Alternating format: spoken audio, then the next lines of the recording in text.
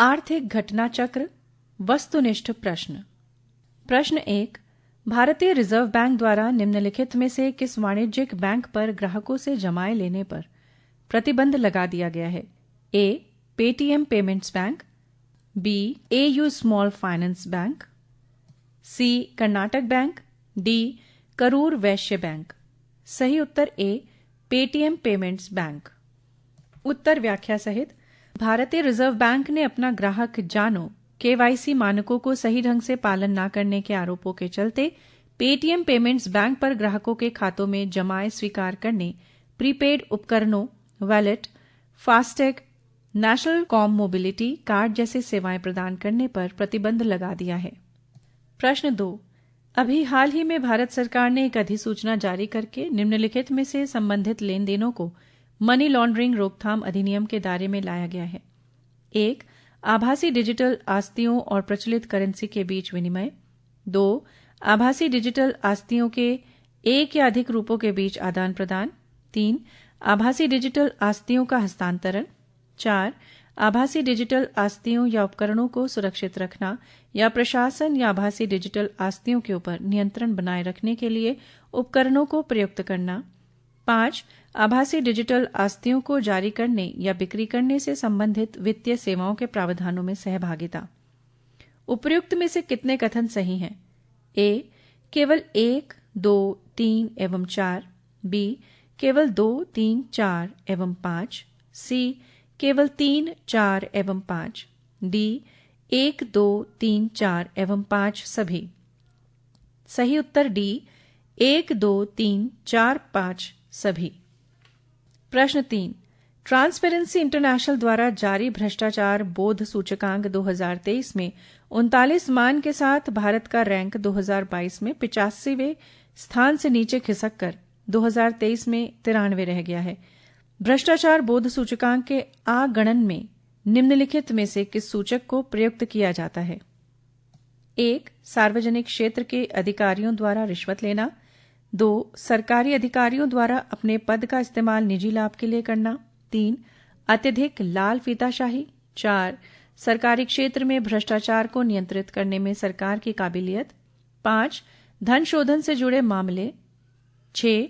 कर संबंधी धोखाधड़ी। उपर्युक्त में से कितने सूचकों को भ्रष्टाचार बोध सूचकांक के आगणन में शामिल किया जाता है? ए. केवल 2, बी. केवल 3, सी. केवल 4, डी. उपर्युक्त सभी। सही उत्तर सी. केवल 4। उत्तर व्याख्या सहित। भ्रष्टाचार बोध सूचकांक के आगणन में भ्रष्टाचार से जुड़े मामलों में नागरिकों के प्रत्यक्ष अनुभव, धन शोधन कर संबंधी धोखाधड़ी, अवैध वित्तीय आवक या असंगठित अर्थव्यवस्था और बाजार जैसे कारकों को शामिल नहीं किया जाता। प्रश्न 4। धन विधेयक के संबंध में निम्नलिखित तथ्यों पर विचार कीजिए। 1. कोई विधेयक धन विधेयक है या नहीं, इसका अंतिम निर्णय लोकसभा के अध्यक्ष द्वारा लिया जाता है। 2. धन विधेयक केवल लोकसभा में ही पेश किया जा सकता है। 3. धन विधेयक को लोकसभा एवं राज्यसभा दोनों में ही साधारण बहुमत से पारित होना जरूरी है। उपर्युक्त में से कितने कथन सही हैं? ए. केवल 1, बी. केवल 2, सी. सभी 3, डी. उपर्युक्त में से कोई नहीं। सही उत्तर बी. केवल 2। उत्तर व्याख्या सहित। राज्यसभा धन विधेयक को ना तो पारित होने से रोक सकती है और ना इसमें कोई संशोधन कर सकती है। राज्यसभा को 14 दिन के भीतर धन विधेयक को लोकसभा को संशोधनों, यदि कोई है, के साथ या संशोधनों के बिना लोकसभा को वापस योजना होता है। प्रश्न 5। सिक्किम राज्य में रेल सेवाओं के संबंध में निम्नलिखित कथनों पर विचार कीजिए। 1. प्रधानमंत्री नरेंद्र मोदी ने 26 फरवरी 2024 को रंगपो में सिक्किम के पहले रेलवे स्टेशन की आधारशिला रखी। 2. रंगपो रेलवे स्टेशन पश्चिमी बंगाल में सिलीगुड़ी के पास सेवा के से रंगपो तक निर्माणाधीन 45 किलोमीटर लंबी रेल लाइन का हिस्सा होगी। 3.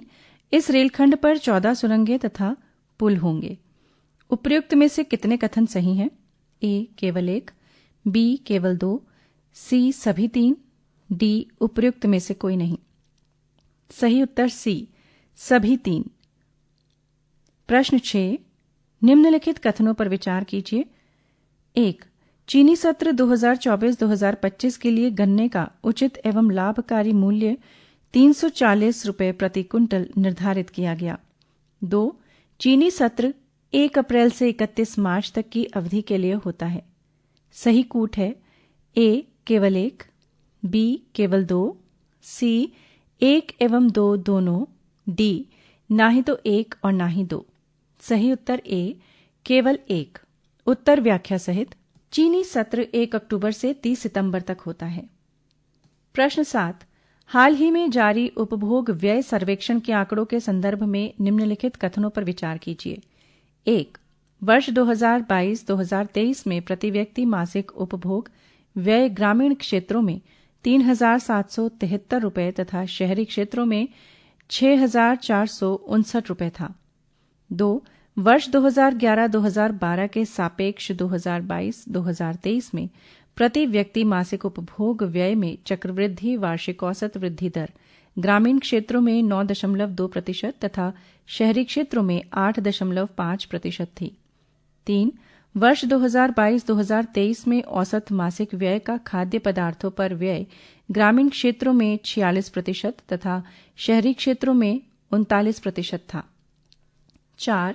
शहरी क्षेत्रों के मासिक प्रति व्यक्ति उपभोग के प्रतिशत रूप में ग्रामीण क्षेत्रों का मासिक प्रति व्यक्ति व्यय वर्ष 2011-2012 में 90.8% से कम होकर वर्ष 2022-2023 में 71.2% रह गया है। उपर्युक्त में से कितने कथन सही हैं? ए केवल 1, बी केवल 2, सी केवल 3, डी सभी 4। सही उत्तर डी सभी 4।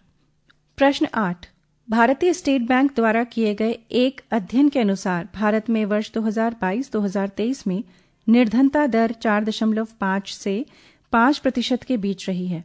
इस संदर्भ में निम्न में से कौन सा कथन असत्य है?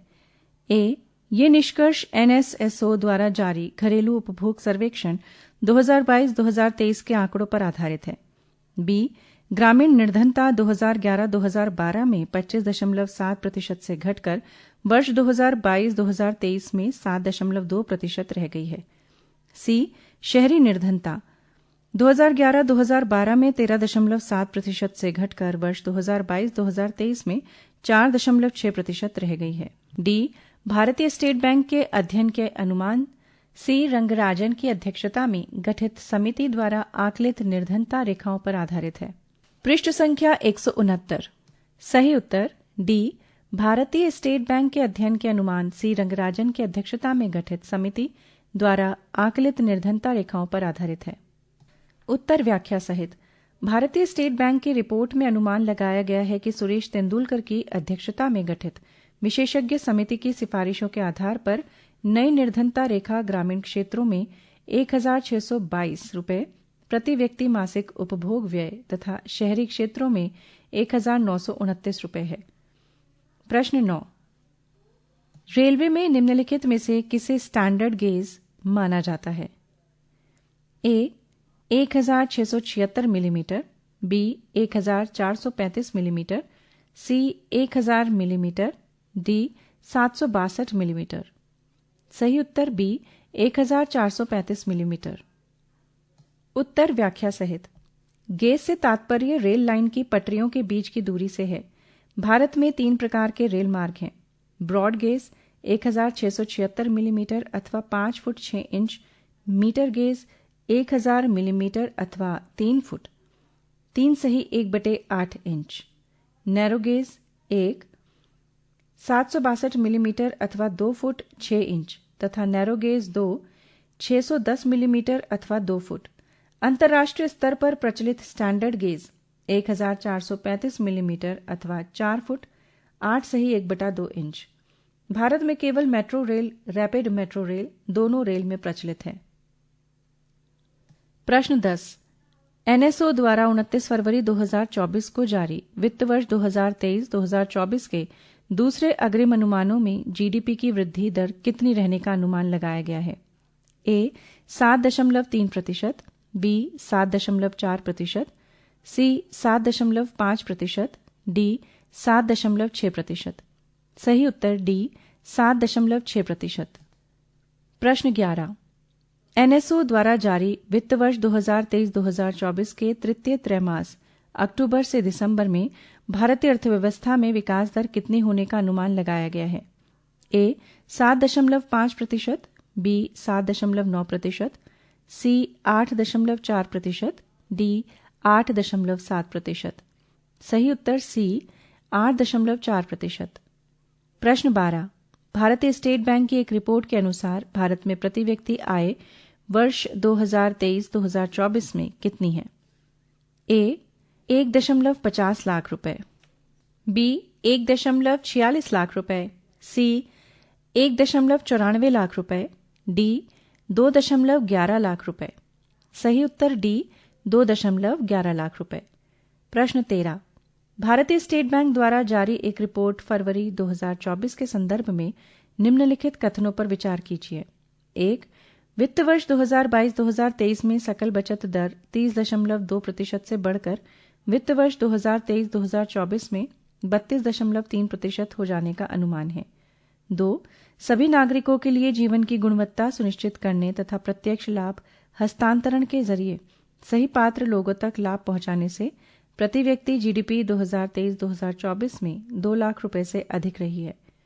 उपर्युक्त में से सही है ए केवल 1, बी केवल 2, सी दोनों 1 एवं 2, डी ना तो 1 और ना ही 2।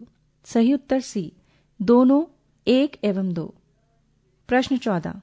2000 रुपए के करेंसी नोट के संदर्भ में निम्नलिखित कथनों पर विचार कीजिए। 1. भारतीय रिजर्व बैंक के अनुसार 19 मई 2023 को चलन में 2000 रुपए के करेंसी नोटों में से 97.62% करेंसी नोट 29 फरवरी 2024 तक वापस आ चुके हैं। 2. 2000 रुपए करेंसी नोट अभी भी विधि ग्राम्य मुद्रा है। 3. 2000 रुपए करेंसी नोटों को भारतीय रिजर्व बैंक के 19 निर्गम कार्यालयों से बदला जा सकता है। 4. सामान्य नागरिक डाकघरों स्थित अपने बचत खातों में 2000 रुपए का बैंक नोट जमा करा सकते हैं। उपर्युक्त में से कितने कथन सही हैं? ए केवल 1, बी केवल 2, सी केवल 3, डी सभी 4। सही उत्तर डी सभी 4। उत्तर व्याख्या सहित। भारतीय रिजर्व बैंक ने 19 मई 2023 को चलन में 2000 रुपए के करेंसी नोट को वापस मांगने की योजना प्रारंभ की थी। उस समय 3.56 लाख करोड़ रुपए मूल्य के 2000 रुपए के नोट चलन में थे। इसमें से 3.75,530 लाख करोड़ के 2000 रुपए के नोट वापस आ चुके हैं। अब 29 फरवरी 2024 की स्थिति के अनुसार 8,470 करोड़ के 2000 रुपए के नोट जनता के पास हैं, जो विधि ग्राम्य है। इन्हें भारतीय रिजर्व बैंक के 19 नोट निर्गमन कार्यालयों तथा डाकघरों के बचत बैंक खातों के माध्यम से बदला जा सकता है। प्रश्न 15। रूस भारत को निर्यातित वस्तुओं का भुगतान भारतीय रुपए में प्राप्त करता है, जो भारतीय बैंकों में संचालित रुपया वोस्ट्रो खातों में जमा किया जाता है। रूस इस प्रकार से जमा रुपए का उपयोग निम्न में से किस प्रयोजनार्थ करता है? 1. भारत से आयातित वस्तुओं के भुगतान हेतु। 2. भारत की अधोरचना परियोजना में निवेश हेतु। 3. इक्विटी बाजारों में निवेश हेतु। 4. सरकारी प्रतिभूतियों के क्रय हेतु। उपर्युक्त में से कितने कथन सही हैं? ए केवल 1, बी केवल 2, सी केवल 3, डी सभी 4। सही उत्तर डी सभी 4। उत्तर व्याख्या सहित। एक समझौते के तहत भारत और रूस के बीच व्यापार भारतीय रुपए में होता है। रूस को भुगतान रुपए में किया जाता है। ये रुपए भारत में स्थित बैंकों में खोले गए वोस्ट्रो खातों में जमा किए जाते हैं और इन्हीं रुपए से रूस भारत के प्रति अपनी देनदारियों को पूरा करता है। प्रश्न 16। निम्नलिखित में से किन देशों के बैंकों को भारतीय रिजर्व बैंक द्वारा भारत स्थित बैंकों में विशेष रुपया वोस्ट्रो खाते खोलने को मंजूरी प्रदान की गई है? 1. रूस, 2. UK, 3. Germany, 4. Singapore, 5. Mauritius, 6. Sri Lanka. सही कूट है ए केवल 1, 2, 3, बी केवल 1, सी केवल 1, 4, 5, 6, डी 1, 2, 3, 4, 5 एवं 6 सभी। सही उत्तर डी 1, 2, 3, 4, 5 एवं 6 सभी। प्रश्न 17। निम्नलिखित में से किस कंपनी को भारत में भारतीय कंपनियों के साथ मिलकर माइक्रोचिप सेमीकंडक्टर विनिर्माण इकाई स्थापित करने की अनुमति संघीय मंत्रिमंडल द्वारा प्रदान की गई है? 1. Power chip semiconductor manufacturing Corp, 2. Renaissance electronics कार्य, 3. Stars micro electronics. उपयुक्त में से सही है: ए केवल 1 एवं 2, बी केवल 2 एवं 3, सी केवल 1 एवं 3, डी सभी 1, 2, 3। सही उत्तर डी सभी 1, 2, 3। उत्तर व्याख्या सहित केंद्रीय मंत्रिमंडल ने 29 फरवरी 2024 को भारत में सेमीकंडक्टर विनिर्माण संयंत्रों की स्थापना हेतु निम्नलिखित प्रस्तावों को मंजूरी प्रदान की। 1. Power chip semiconductor manufacturing corp Taiwan Tata electronics private limited के साथ धोलेरा, गुजरात में। 2. Tata semiconductor assembly and test private limited Morigaon, Assam. 3. CG power Renesas electronics corp Japan तथा स्टार्स माइक्रो इलेक्ट्रॉनिक्स के साथ साणंद, गुजरात। प्रश्न 18. राष्ट्रीय नमूना सर्वेक्षण संगठन द्वारा जारी आवधिक श्रम बल सर्वे PLFS रिपोर्ट के अनुसार देश में 15 वर्ष या उससे अधिक आयु के लोगों की बेरोजगारी दर कैलेंडर वर्ष 2023 में कितनी थी? ए 4.2%, बी 3.6%, सी 3.1%, डी 2.8%। सही उत्तर सी 3.1%। उत्तर व्याख्या सहित राष्ट्रीय नमूना सर्वेक्षण संगठन द्वारा 5 मार्च 2024 को जारी आवधिक श्रम बल सर्वे रिपोर्ट के अनुसार देश में 15 वर्ष या उससे अधिक आयु के लोगों की बेरोजगारी दर कैलेंडर वर्ष 2021 में 4.2%, 2022 में 3.6% तथा 2023 में 3.1% रही। महिलाओं में इसी आयु वर्ग में बेरोजगारी दर वर्ष 2021 में 3.4%, वर्ष 2022 में 3.3% तथा वर्ष 2023 में 3% रही, जबकि पुरुषों में क्रमशः 4.5%, 3.7% तथा 3.2% रही। शहरी क्षेत्रों में कुल बेरोजगारी दर कैलेंडर वर्ष 2021 में 6.5%, 2022 में 5.7% तथा 2023 में 5.2% रही, जबकि ग्रामीण क्षेत्रों में बेरोजगारी दर क्रमशः 3.3%, 2.8% तथा 2.4% के स्तर पर थी। प्रश्न 19. कैलेंडर वर्ष 2023 में भारत में कुल विदेशी प्रत्यक्ष निवेश आप्रवाह कितना रहा है?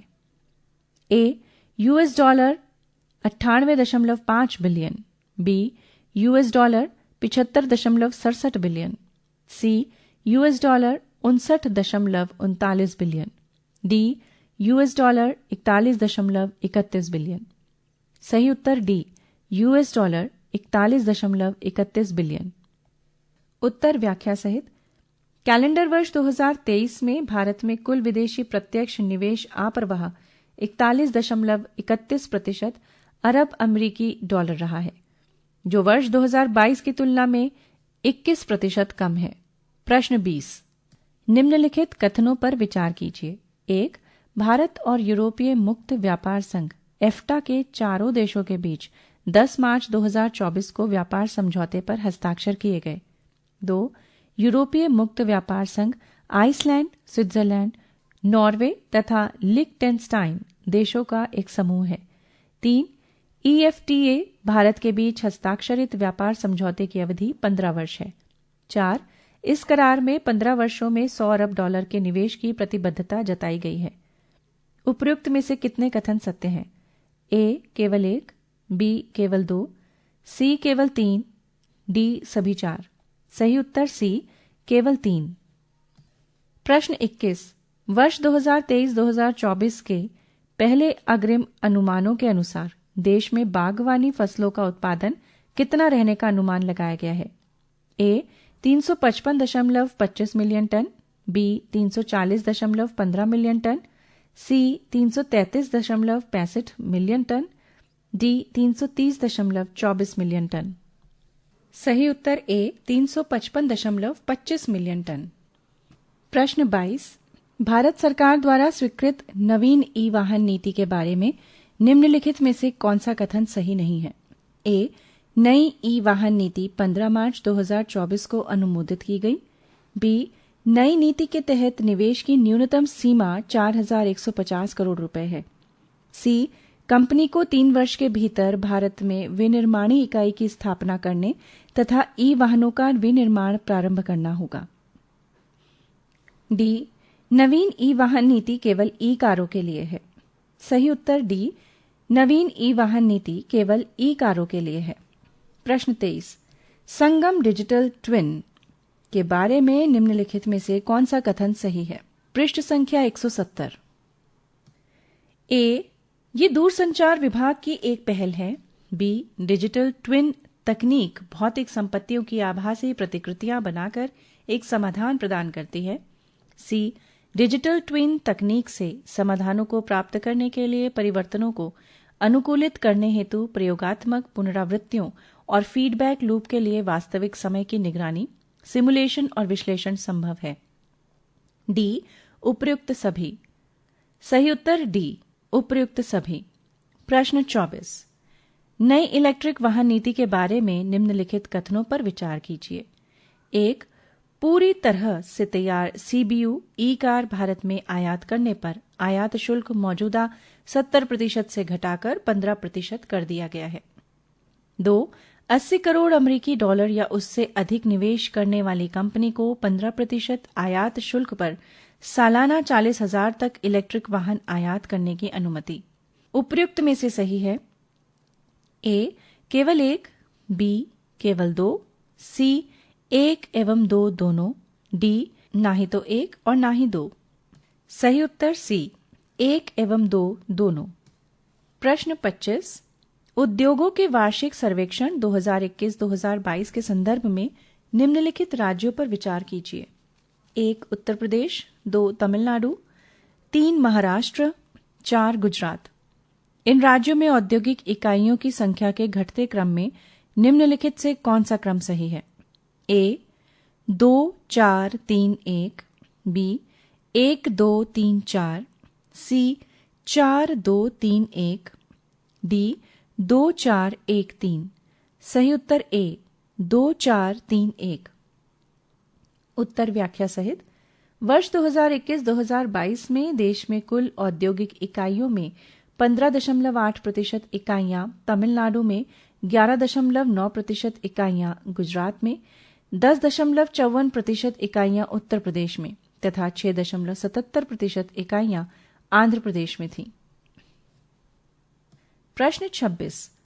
वर्ष 2021-2022 के उद्योगों के वार्षिक सर्वेक्षण के अनुसार उद्योगों में कार्यरत कुल श्रमिकों का सर्वाधिक हिस्सा किस राज्य का था? ए. तमिलनाडु, बी. उत्तर प्रदेश, सी. महाराष्ट्र, डी. पश्चिम बंगाल। सही उत्तर ए. तमिलनाडु। उत्तर व्याख्या सहित उद्योगों में कार्यरत कुल कामगारों में सर्वाधिक हिस्सा तमिलनाडु का था। प्रश्न 27. वर्ष 2021-2022 के उद्योगों के वार्षिक सर्वेक्षण के अनुसार उद्योगों में कुल स्थिर पूंजी में किस राज्य का पहला स्थान था? ए. महाराष्ट्र, बी. उत्तर प्रदेश, सी. तमिलनाडु, डी. गुजरात। सही उत्तर डी. गुजरात। उत्तर व्याख्या सहित उद्योगों में कुल स्थिर पूंजी में 18.4% हिस्सेदारी गुजरात की थी, जो सर्वाधिक थी। प्रश्न संख्या 28. वर्ष 2024 में भारत विश्व में सबसे बड़े स्टार्टअप तंत्र वाला देश है। ए. पहले, बी. दूसरे, सी. तीसरे, डी. चौथे। सही उत्तर सी. तीसरे। प्रश्न 29. पी नोट्स पार्टिसिपेटरी नोट्स के बारे में निम्नलिखित कथनों पर विचार कीजिए। 1. पी नोट्स निवेशकों और अथवा हेज फंडों द्वारा भारतीय इक्विटी में निवेश करने के लिए प्रयुक्त किए जाने वाले वित्तीय उपकरण हैं। 2. पी नोट्स प्रयुक्त करने वाले निवेशकों व हेज फंडों को सेबी के पास पंजीकरण कराने की आवश्यकता नहीं है। 3. पी नोट्स निवेश के ऐसे समूह हैं जिन्हें समुद्र पारीय डेरिवेटिव्स निवेश माना जाता है। उपर्युक्त में से कितने कथन सही हैं? ए. केवल 1, बी. केवल 2, सी. सभी 3, डी. उपर्युक्त में से कोई नहीं। सही उत्तर सी. सभी 3। प्रश्न 30, निम्नलिखित फसलों पर विचार कीजिए। 1. Coconut palm, 2. सुपारी, 3. चाय कॉफी कोको, 4. काजू, 5. रबर। उपरोक्त में से कितनी फसलें बागानी फसलें प्लांटेशन क्रॉप्स मानी जाती हैं? ए. केवल 3 एवं 5, बी. केवल 1, 3 एवं 5, सी. केवल 1, 2, 3 एवं 5, डी. 1, 2, 3, 4, 5 सभी। सही उत्तर डी. 1, 2, 3, 4, 5 सभी। प्रश्न 31, नीचे दिए गए अभिकथन ए तथा कारण आर पर विचार कीजिए। अभिकथन ए, उत्तर प्रदेश को एक्सप्रेस प्रदेश के रूप में जाना जाता है।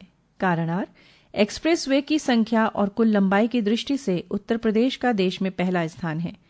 नीचे दिए गए उत्तरों में से सही विकल्प चुनिए। ए तथा आर दोनों सही हैं एवं आर ए का सही स्पष्टीकरण है। बी, ए तथा आर दोनों सही हैं लेकिन आर ए का सही स्पष्टीकरण नहीं है। सी, ए सही है लेकिन आर गलत है। डी, ए गलत है लेकिन आर सही है। सही उत्तर ए तथा आर दोनों सही हैं एवं आर ए का सही स्पष्टीकरण है। उत्तर व्याख्या सहित उत्तर प्रदेश में कुल 14 एक्सप्रेसवे संचालित व निर्माणाधीन है, जिनकी कुल लंबाई 1225 किलोमीटर है। इस दृष्टि से उत्तर प्रदेश का देश में पहला स्थान है तथा इसे एक्सप्रेसवे प्रदेश कहा जाने लगा है। प्रश्न 32, प्रधानमंत्री ऊर्जा गंगा परियोजना के बारे में निम्नलिखित तथ्यों पर विचार कीजिए। 1. इस परियोजना का क्रियान्वयन भारतीय गैस प्राधिकरण गेल द्वारा किया जा रहा है। 2. 2655 किलोमीटर लंबी जगदीशपुर हल्दिया बोकारो धमरा पाइपलाइन JHBDPL का निर्माण कार्य पूरा हो चुका है। 3. 729 किलोमीटर लंबी बरौनी गुवाहाटी पाइपलाइन निर्माणाधीन है। 4. कुल 3384 किलोमीटर लंबी इस पाइपलाइन का 2618 किलोमीटर हिस्सा ओडिशा में तथा शेष 2618 किलोमीटर उत्तर प्रदेश, बिहार, झारखंड व पश्चिम बंगाल तथा असम में है। उपर्युक्त में से सही हैं ए केवल 1, बी केवल 2, सी केवल 3, डी सभी 4। प्रश्न 33, भारत में सेमीकंडक्टर परियोजना के संदर्भ में निम्नलिखित युग्मों पर विचार कीजिए। 1. सेमीकंडक्टर फैब्रिकेशन संयंत्र Dholera Gujarat. 2. Outsourced semiconductor assembly and test संयंत्र मोरीगांव असम। 3. OSAT इकाई साणंद गुजरात। उपर्युक्त में से कौन सा युग्म सही सुमेलित है? ए केवल 1 एवं 3, बी केवल 2, सी 1, 2 एवं 3 सभी, डी उपर्युक्त में से कोई नहीं। उत्तर व्याख्या सहित प्रधानमंत्री नरेंद्र मोदी ने 13 मार्च 2024 को लगभग 1.25 लाख करोड़ रुपए की 3 सेमीकंडक्टर परियोजनाओं की आधारशिला रखी। इनमें धोलेरा में 91,000 करोड़ रुपए की परियोजना में वर्ष 2026 तक चिप उत्पादन शुरू हो जाएगा। प्रश्न 34, विदेशी विनिमय प्रबंध में भारतीय रिजर्व बैंक को लगातार हस्तक्षेप और विदेशी विनिमय प्रारंभिक भंडार में हो रही वृद्धि होने के क्या सम्मानित परिणाम हो सकते हैं? 1. पूंजी आप्रवाह में वृद्धि। 2. विदेशी निवेशकों एवं ऋणधारकों दोनों के लिए मुद्रा का जोखिम काफी कम हो जाना। 3. राजकोषीय नीति एवं मौद्रिक नीति संचालन में सावधानी एवं समझदारी। सही कूट है ए केवल 1, बी केवल 1 एवं 2, सी केवल 2 एवं 3, डी 1, 2 एवं 3 सभी। सही उत्तर डी 1, 2 एवं 3 सभी। प्रश्न 35, भारतीय रेल के संदर्भ में निम्नलिखित कॉरिडोरों पर विचार कीजिए। 1. ऊर्जा, खनिज और सीमेंट कॉरिडोर। 2. शीघ्र नाशवान उत्पाद कॉरिडोर। 3. बंदरगाह कनेक्टिविटी कॉरिडोर। 4. उच्च यातायात घनत्व कॉरिडोर। उपरोक्त में से कौन सा कॉरिडोर केंद्र सरकार के अंतरिम बजट 2024-2025 में की गई घोषणा का हिस्सा नहीं है? ए केवल 1 एवं 2, बी केवल 2, सी केवल 1 एवं 3, डी केवल 1, 3 एवं 4। सही उत्तर बी केवल 2। पृष्ठ संख्या 171। प्रश्न 36, नैनो DAP के बारे में निम्नलिखित में से कौन सा कथन असत्य है? ए भारत में नैनो डीएपी वर्ष 2023 में इफ्को द्वारा लॉन्च किया गया। बी, नैनो डीएपी में मात्रा के हिसाब से 8% नाइट्रोजन तथा 16% फास्फोरस होता है। सी, उर्वरक ग्रेड डीएपी में 18% नाइट्रोजन तथा 46% फास्फोरस होता है। डी, इफ्को द्वारा विकसित नैनो डीएपी पाउडर रूप में है। सही उत्तर डी, इफ्को द्वारा विकसित नैनो डीएपी पाउडर रूप में है। उत्तर व्याख्या सहित। इफ्को द्वारा विकसित नैनो डीएपी तरल रूप में है। प्रश्न 37, निम्नलिखित में से कौन सा युग्म सही सुमेलित है? 1. वित्तीय समावेशन प्रधानमंत्री जन धन योजना। 2. सांस्कृतिक समावेशन गुरु शिष्य परंपरा योजना। 3. सामाजिक समावेशन बेटी बचाओ बेटी पढ़ाओ अभियान। 4. आर्थिक समावेशन प्रधानमंत्री विश्वकर्मा योजना।